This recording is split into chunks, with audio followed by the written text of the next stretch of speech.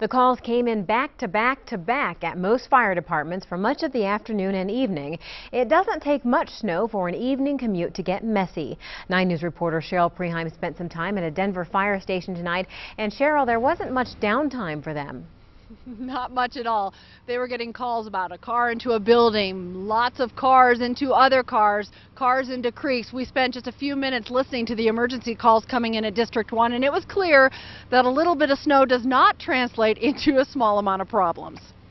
Yes, sir. Can you respond? Unknown injury, auto accident. When this is the view, Dispatch from truck 26.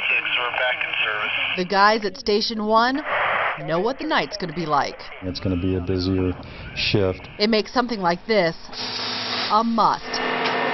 New tires, a 76,000-pound fire truck with rear-wheel drive hustling over the ice and snow that's tripping up drivers all over town. Northbound I-25 and 23rd Avenue. It's just real slick out there. It's real dangerous. Engine 12 is responding on an unknown injury, auto accident.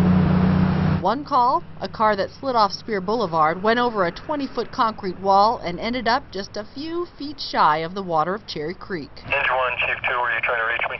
And then there was this call, just on the other side of the creek. The Denver Republican Party office served as a guardrail for a vehicle sliding on the ice, some sort of Toyota by the looks of it. Dispatch, engine 16. Well, things are going to start freezing up even more. And so it's just going to be slicker and people are going to be sliding into one another. We can have down power lines, additional auto accidents. We can have flooding. There have been times the view was far worse and the shift far busier.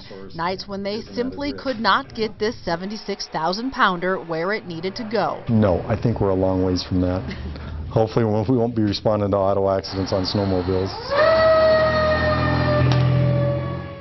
All right, even with new tires, it is a little hard to maneuver on roads that are very slippery when there is snow, and so the response time a little slower on a night like tonight, especially when they've got to get other cars out of the way, and those cars are having to go slow, but still they were able to respond. Bozzy, they are expecting, though, a busy overnight and expecting a busy morning commute as well, because the conditions will be a lot like this when we all wake up in the morning and head back into work. I imagine. And that video you showed us is a good reminder for all of us to drive extra careful.